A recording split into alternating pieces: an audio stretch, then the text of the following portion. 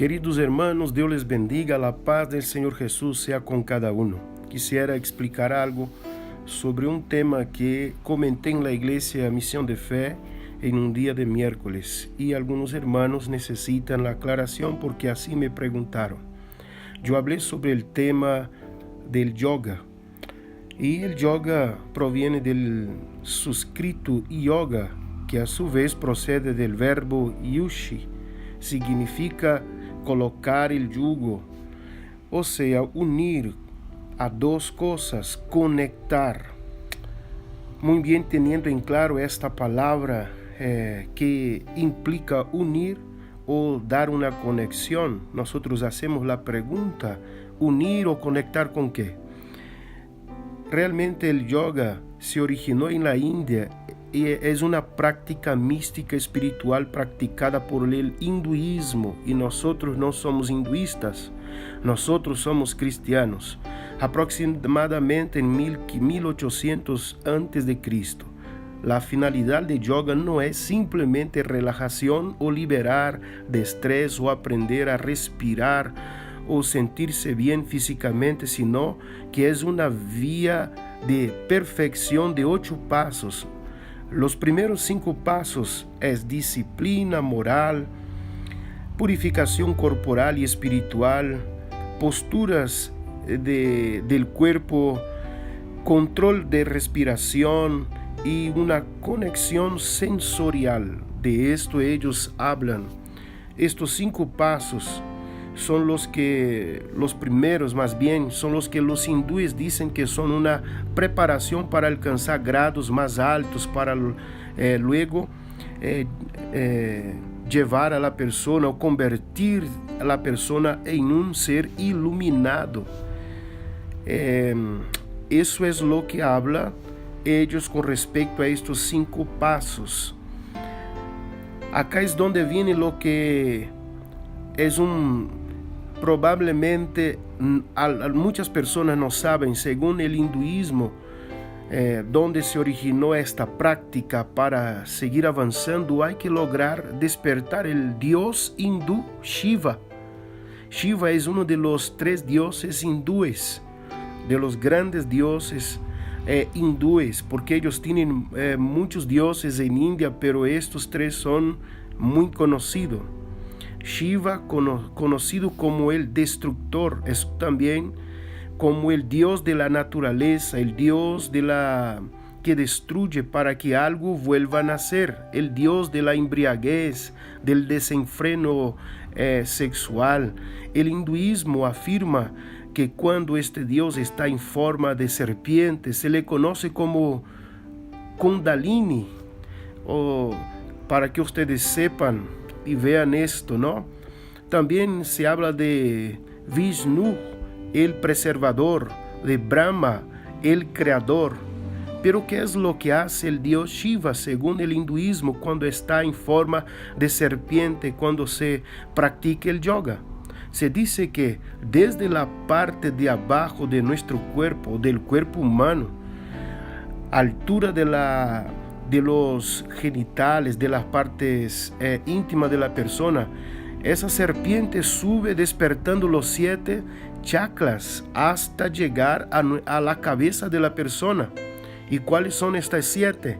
A la altura de las partes íntimas, la altura del coxis, la altura del ombligo, la altura del corazón, la altura de la garganta, mitad de la cabeza, hasta llegar a la coronilla de la cabeza. Esas son las 7 partes donde va pasando lo que es la serpiente para llevar a la persona a ser alguien iluminado. Una vez que se activa todos estos chakras, o centro de energía, según ellos, el dios Shiva en forma de serpiente, que es la Kundalini, se une con la diosa Parvati, que según el hinduismo, Parvati es una diosa cuyo nombre significa hija del monte, es la diosa de la energía. En la cabeza, según esto, una vez que Shiva y Parvati se unen sobre el tercer ojo, ubicado sobre y entre los ojos de la persona, cuando se abre el tercer ojo, ellos afirman que tienen acceso a un conocimiento mayor de todo lo que pasa en el mundo sobrenatural.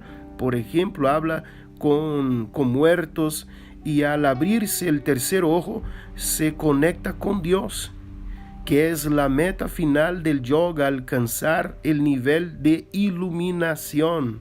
Entonces, el yoga sirve finalmente para abrir el tercer ojo y conectar con Dios.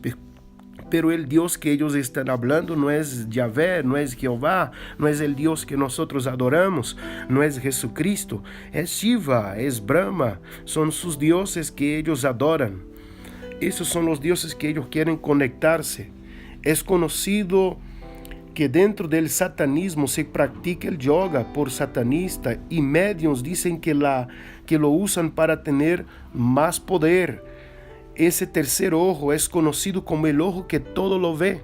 Los satanistas afirman que el tercer ojo es la conexión directa con la conciencia de Lucifer y les permite ver el mundo como Lucifer lo ve.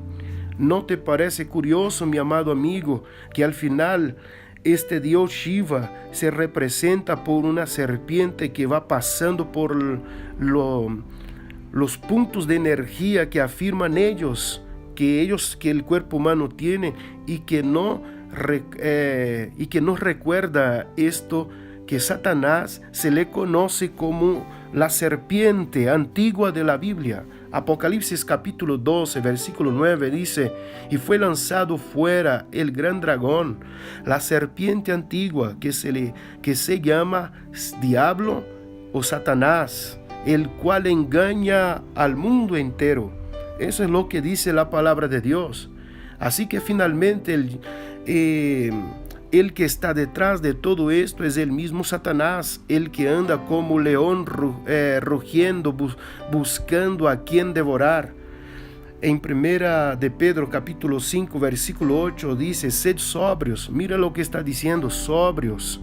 Sobrios quiere decir en una meditación que llena la mente, no que la vacía. Sed sobrios y velad, porque vuestro adversario el diablo, como león rugiente, anda alrededor buscando a quien devorar.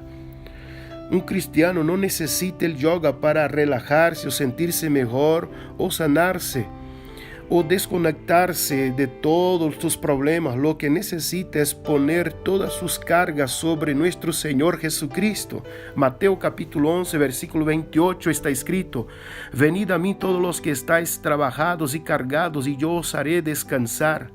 No necesitas de rituales hinduistas, porque no somos hinduistas, somos cristianos. Nos entregamos a Cristo para ser ministrados, liberados, para ser salvos. Nuestro Dios es poderoso para sanar, si así es su voluntad. Y la voluntad de Dios siempre es agradable y perfecta.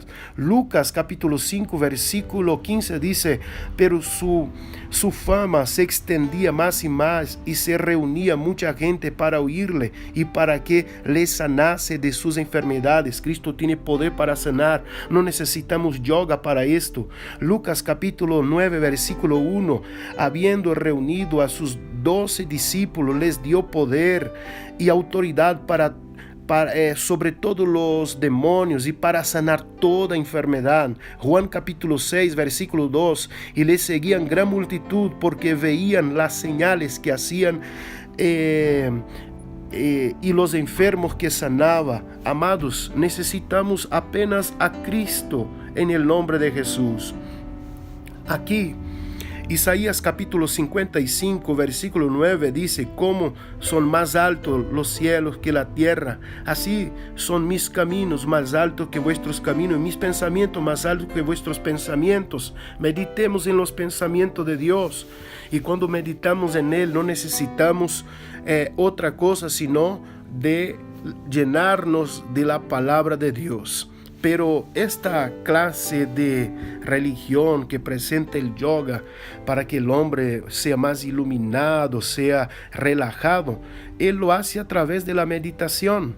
La Biblia habla sobre la meditación, no la condena, pero hay varios tipos de meditación. Algunas de ellas tienen sus raíces en antiguas religiones orientales. La mente debe estar vacía para ver con claridad, así ellos colocan. Y el yoga es uno de estos canales que usan a través de movimientos y a través de la meditación para que se ponga la mente en blanco, o sea, la mente debe estar vacía para ver con claridad. Dijo un escritor sobre el tema, sus palabras reflejan la creencia de que dejar la mente en blanco y concentrarse en ciertas palabras o imágenes sirven para despejarse o fomentar la paz interior y la iluminación espiritual. Pero eso no es bíblico. La palabra de Dios no nos enseña así. Eso es lo que enseña la gente, lo que la gente piensa porque ha sido moldeada en esta idea. Salmo 77, versículo 12 dice, ciertamente meditaré en toda tu actividad. O sea, no se vacía la mente para ver con claridad, sino que se llena la mente de las actividades de Dios. Y dice, en tus tratos, sí, meditaré intensamente en los tratos de Dios. ¿Qué es lo que la Biblia dice? La Biblia destaca el valor de la meditación siempre. No obstante, el tipo de meditación que recomienda no es el que requiere dejar la mente en blanco o repetir una palabra o frase, comúnmente llamada mantra. La meditación bíblica implica reflexionar en asuntos provechosos como las cualidades de Dios, sus normas, sus preceptos, la creación, lo que está escrito en la Biblia, las doctrinas. Un siervo de Dios dijo, he meditado en toda tu actividad. De buena gana me mantuve intensamente interesado en la obra de tus propias manos. Salmo 143, versículo 5. Dijo también en el Salmo 63, versículo 6, me he acordado de ti sobre mi cama durante las vigilias de la noche, meditando en ti. ¿Pensando en quién? En Dios, en la palabra de Dios. Proverbios 15, versículo 28, el corazón del justo medita para responder, o sea, pensando, no vaciando. La Biblia no está en contra de la meditación, de hecho la promueve, pero el tipo de meditación el cual se refiere no requiere vaciar la mente, sino llenarla con la ley de Dios, su palabra y sus hechos. Debemos llenar nuestra vida con la palabra del Señor. Es incorrecto pensar que para escuchar a Dios es mejor una mente vacía. Hay un dicho por ahí que dice, mente vacía, taller de Satanás. Para oír a Dios no necesitas librarte de todos tus pensamientos, sino ocupar tus ideas, tus pensamientos con la palabra, con su palabra, la palabra de Dios. Hay una pregunta, ¿los cristianos pueden dejar la mente en blanco? Obviamente que sí. ¿Deben hacerlo? Definitivamente no. Eso está prohibido. No hay que practicar esto. Debemos meditar en la palabra de Dios. Meditando para poner la mente en blanco no da nada más que paz temporaria, porque es paz obtenida a través de romper las reglas de Dios. ¿Qué dice la Biblia? Ya leí antes. Sed sobrios. O sea, sobrios. Tened una mente alerta, es lo que quiere decir. Velad. ¿Qué significa? Está vigilante. ¿Por qué? En 1 de Pedro, capítulo 5, versículo 8 dice, porque vuestro adversario, el diablo, como león rugiente, anda alrededor buscando a quien devorar. Así que si él encuentra una mente así, él puede entrar y cegarla. ¿Y cómo va a hacerlo? La Biblia dice que el Dios de este siglo cegó el entendimiento de los incrédulos para que no le resplandezca la luz del evangelio de la gloria de Dios. Así que meditar tiene que ser con una mente llena, pero de la palabra de Dios. Dios me los bendiga, espero que les sirva en nombre del Señor.